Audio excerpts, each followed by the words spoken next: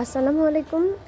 এই ব্লগটা হচ্ছে আমার অনেক আত্মীয়স্বজন পরিচিত অনেক ফ্রেন্ডরা অনেক সময় বলছে যে আমি আসলে গাছে কি দিই। তো এই যে আপনাদের দেখাই পলিগুলো ভরা দেখতেছেন, এই পলিগুলো ভরা হচ্ছে ময়লা। বাসায় যত গ্রিন ওয়েস্টেজ আছে, এই যে গ্রিন ওয়েস্টেজ মানে ভুলে আসলে দু একটা অনেক সময় ময়লা চলে আসে।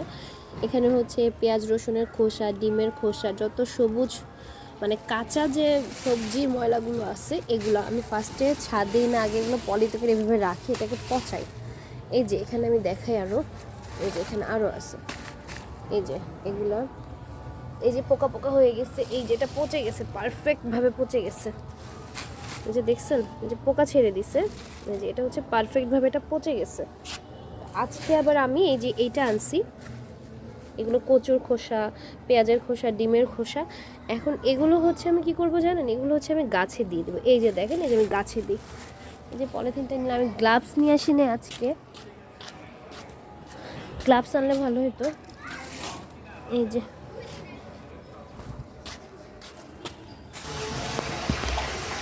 আমি যখন এই যে ময়লাগুলো সবই যে গাছের গোড়ায় দিই, এগুলো পচে পচে এক ধরনের জৈব সার তৈরি হয়। আর এই ওয়েস্টেজগুলো আবার মাটির মতো মানে মাটিতে কনভার্ট হয়ে যায়, ঠিক আছে।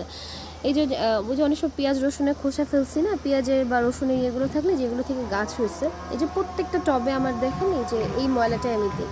আচ্ছা, এই ময়লাটা হচ্ছে এই একটা প্রসেসে আমি দিছি, পলিতে পচিয়ে তারপর হচ্ছে ডিরেক্ট পচা পানি আর ময়লাটা ওয়েস্টার সহ দিছি। আর আরেকটা জিনিস হচ্ছে আপনাদের দেখাই, এটা হচ্ছে গাছের ড্রিঙ্ক, ঠিক আছে, গাছের জন্য একটা ড্রিঙ্ক।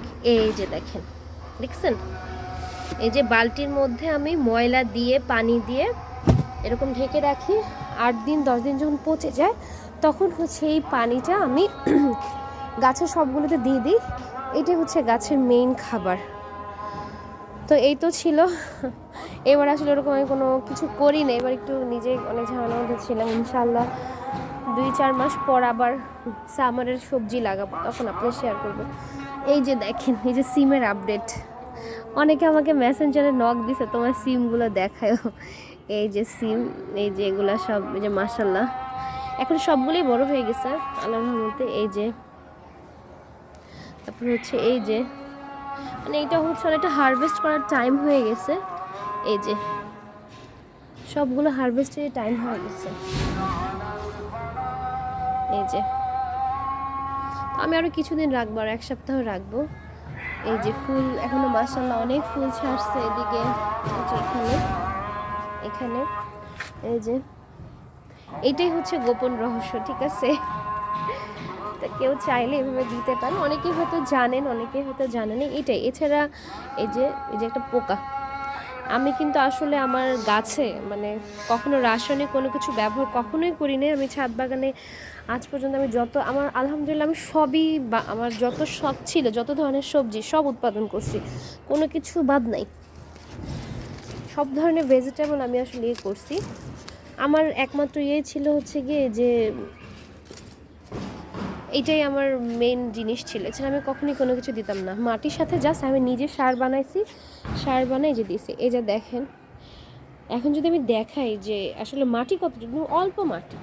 এই যে দেখেন, এখান থেকে যে সিম গাছগুলো আসে, যে এটা একটা ক্যারেটের মধ্যে অনেক ধরনের গাছ, এই যে আলু গাছ, কাঁঠাল গাছ, এখানে লেবু গাছ আছে, এর মধ্যে সিম গাছও আছে। তারপর হচ্ছে এই পাশে, যে এই পাশের বালতি, এই বালতির মধ্যে লেবু গাছ ছিল, লেবু গাছটা আসলে মরে গেছে, তো পরে কেটে ফেলছিলাম। এই যেখানে 2টা সিম গাছ, এটা খুব বেশি যে মাটি তা না, তবে আখও দেখাইছে, আখ কিন্তু একদম অল্প মাটির মধ্যে অনেকগুলো আখ হয়েছে।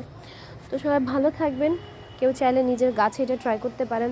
তারপর হচ্ছে চাল ধোয়া পানি, ডাল ধোয়া পানি, এগুলো খুবই হেল্পফুল গাছের জন্য, এগুলো গাছের ড্রিঙ্ক বলা যায় এগুলোকে, এই ধরনের। আর যদি কেউ বাসা অল্প পরিসরে চান তাহলে ছোট 2 লিটারের বোতলের মধ্যে পেঁয়াজ রসুনের খোসা, একটু সবজি কেটে কুটে বোতলের মধ্যে দিয়ে বারান্দায় রেখে দিবেন, পচে গেলে বারান্দায় সেই গাছগুলোতে দিয়ে দিবেন। ফুল গাছ ফল গাছ যাই দেন না কেন দিলে মানে এটা গাছের চেহারা একদম চেঞ্জ হয়ে যাবে আল্লাহর রহমতে।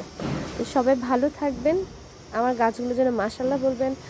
আসসালামু আলাইকুম।